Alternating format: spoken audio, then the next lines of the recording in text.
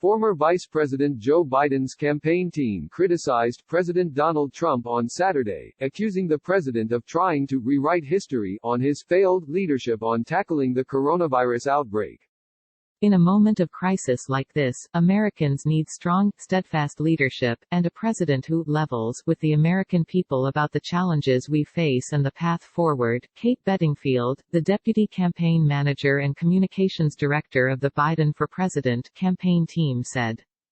But instead of taking charge and taking responsibility, Bedingfield said, Trump has passed the buck and failed to lead, making us more vulnerable at a precarious moment when we most need a president who will be honest with the American people and focus on actual results.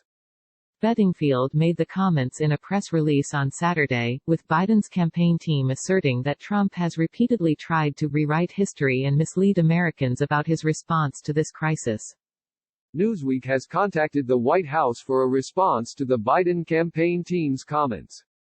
Biden's campaign team specifically took aim at Trump's apparent efforts to lay blame for the global spread of COVID-19 on China's shoulders while dismissing claims made in a bombshell report from The Washington Post asserting that the president and top aides had ignored repeated warnings from the intelligence community about the new coronavirus. Citing one intelligence official and several Trump administration officials, who spoke only on the condition of anonymity, the Post said many within the Trump administration were aware in January and February of the threat posed by COVID-19. Donald Trump may not have been expecting this, but a lot of other people in the government were, they just couldn't get him to do anything about it, one official said.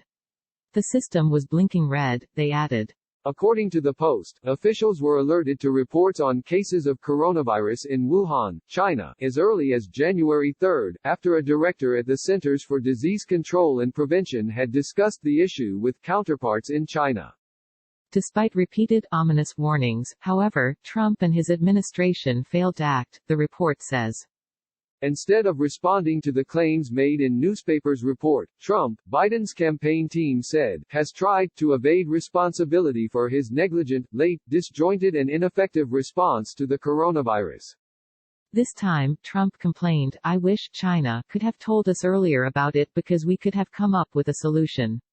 He also said, if we had a 2 or 3 month difference in time it would have been much better, even though Trump wasted critical time ignoring U.S. government medical and intelligence experts and downplaying the risk of the coronavirus.